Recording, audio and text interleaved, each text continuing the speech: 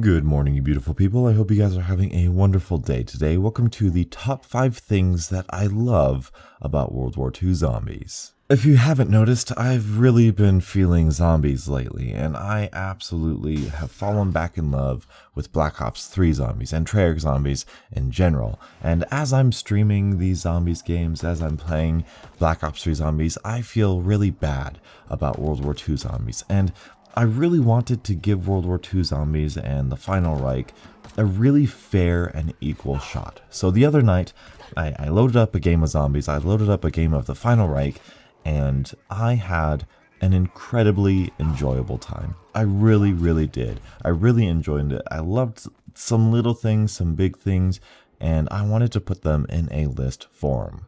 Yes, there are some things that I would change and alter, and maybe we can talk about those things in the future. However, I wanted to rank my top 5 favorite things about World War II zombies. Starting at number 5, we are going to encompass the little details. Now, I can't mention every little detail, but I really like these little things about World War II zombies. For example, when you get a max ammo, you don't need to reload. It just automatically fills your weapon with the max amount of ammo that it needs. When you're using a shotgun, instead of the shotgun hitting and giving you 10 points like you got 1 hit on the zombie, for each pellet you get landed on the zombie, you will get a point. This means that shotguns are no longer absolutely atrocious for gaining points. I like the fact that when you're spinning the box, that the jack in the box is fairly common. This makes it much more consistent to get the jack in the box and much more consistent to rely on in terms of high rounds and strategies. I really like that. And a big thing that I really did enjoy that I did do in this game of the Final Reich that I talk about, and that is the PPSH Easter egg. There is an Easter egg where you put money into jars and then you spin the box a couple times and you get what's called the classic. The classic is the classic iconic PPSH from Treyarch zombies. It doesn't have the same model, but it has a similar ammo count of 70 that it's unpack-a-punch, and then you pack-punch it, and then you have 115 rounds in one magazine, or I'm sorry, one clip of the PPSH. It's such a great nod to the Treyarch zombies PPSH, and it has super fast rate of fire it's super good damage. It's so fun to use, and I absolutely love it. Coming in at number 4 is a small but big one at the same time, and that is the fact that the Pack-a-Punch gives you ammo. You can buy ammo from the Pack-a-Punch from any Pack-a-Punched weapon. This is interesting, and I think it works well because there is no double Pack-a-Punch here in World War II zombies, at least that I'm aware of. And the fact that you can mid-round go and buy ammo is really beneficial because there are some decent weapons into the higher rounds, and this alleviates the tediousness of either losing the weapon and getting it back from the Pack-a-Punch, or whatever the case may be. This is completely fair because there is a significant drop-off of damage of regular weapons, so having unlimited ammo for regular weapons really isn't that game-breaking of an issue. It's one of those quality of life things that I really do enjoy. Coming in at number 3, this is a big one. All right, a little controversial here. I love the way Juggernog and Quick Revive are implemented here. There was a huge, in my opinion, huge missed opportunity in Infinite Warfare Zombies to change up the formula and to create a better formula for a zombie progression than Treyarch has. This is exactly what Sledgehammer's done, okay? When I first got into zombies, I came from multiplayer, and within multiplayer, I absolutely despised perks that were necessary. Necessary perks, I thought they were bad and they were unfair, and it doesn't make sense to have a created class system where perks are necessary. Just give me the necessary perks and let me choose my loadout from there. This is what World War II does, and this is what Treyarch fails to do. Now, if you're going to ask me today, if we were to get rid of Juggernog and Quick Revive, I would be like, no, I don't want to do that because it's iconic to the game mode. But I really like what they've done here in World War II. You don't need Quick Revive to be revived if you have some self-revives. Self-revives are just something that every player has and you get from supply drops, and you can use them twice per game, and that's exactly the function that Quick Revive has, and I believe you still do get to keep your perks as well, and you don't even need to buy Quick Revive in order to use this feature. On top of that, if you do buy Quick Revive, then you don't need to use any of these self-revives, and when you are revived, you get to keep all of your other perks besides Quick Revive. This is awesome. This is so great. This means that you are no longer screwed if you go down. You can just get back up, keep killing zombies, and go by Quick Revive. A much bigger difference than going down in Infinite Warfare zombies. Much bigger difference. Much, much better. And I love the armor system. I didn't think I would. I saw it and I was like, I don't know if I like that. But the armor system is so great because it rewards skilled players. If you are skilled, then and you're not being hit, then you're not going to need to worry about buying armor all the time. The first time I played this, I bought armor a lot because I wasn't used to the game mode, I wasn't used to the map. I bought armor all the freaking time, and it maxed out pretty quickly of whatever the max is. I don't even know off the top of my head, but as you buy armor, it gets more and more expensive as the rounds go on. And that just represents skill and rewarding the skilled player of, hey, if you get hit, it's your fault and it's going to cost you. And I really, really like that because this game that I played just now, I rarely ever bought armor. You know, there's some special perks and abilities that can give you armor right off the bat and regain armor points when you activate your special ability. But I really like the fact that if you're a good player, if you're a skilled player, if you're good at the game rewards you, and it's just so great. I love that, and the fact that we can have 4 perks that are not Juggernog and Quick Revive, it's so great. You can get Quick Revive if you want to, but I love the fact that I can get Double Tap, I can get Electric Cherry, I can get Stamina Up and Speed Cola without sacrificing or making this huge decision. You know, I really, really like that. The number 2 thing that I like about World War II Zombies is going to be the overall theme and feeling of the game. I know this kind of sounds like a cop-out, but they really did a good job here. I mean, just playing this map, it's like Zetsubo no Shima was like twisted. It had a twisted feeling. It was unnerving and unsettling to play Zetsubo no Shima because you know some twisted stuff was going down. But that was like with plants and biology and overall just weird out there sci-fi-ish stuff. The final Reich is twisted and horrific. This is just demented in a way. I mean, even in the trailer, you know, the doctor's like, I've made the devil himself. And you see the tests and the humans, the people that are being experimented on, and just how gory everything is and how bloody. It's just, it's a place you don't want to be. And I love that. It's so, so great. And it's terrifying. There are some jump scares that will genuinely get me. And generally speaking, the jump scares don't really terrify me anymore because of the fact that it's a round-based zombie survival game. But outside of that, there are some really good, thrilling moments. And you've heard it. We all know about it.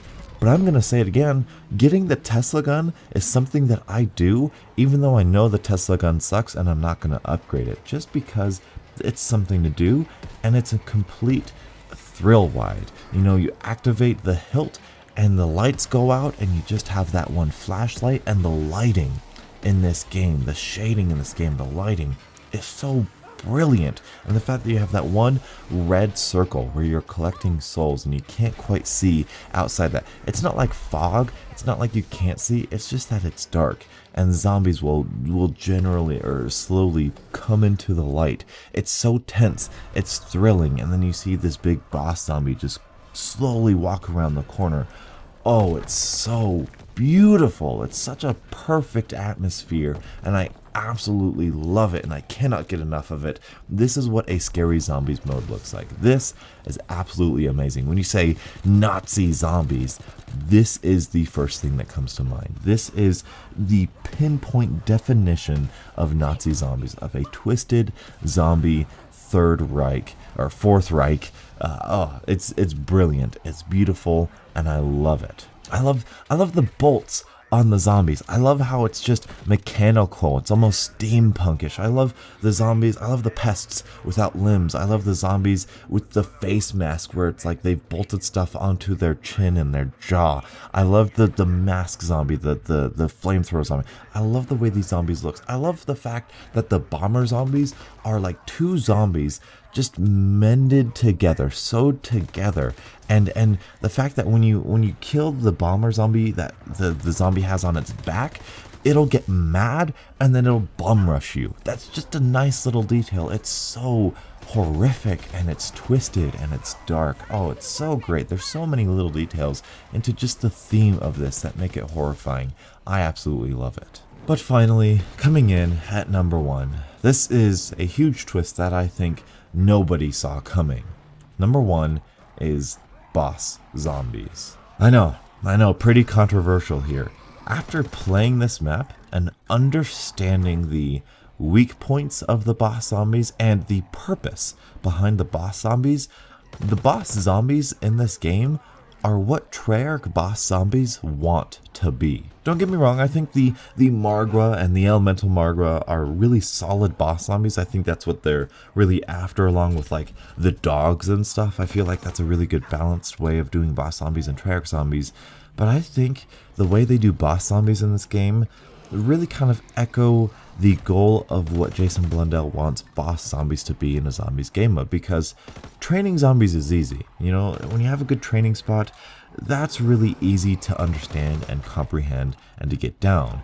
But in World War II, when you're training zombies and you see a rust lung, one of those iron-handed, iron-fisted guys come by, walk around the corner, your attention is now focused on him.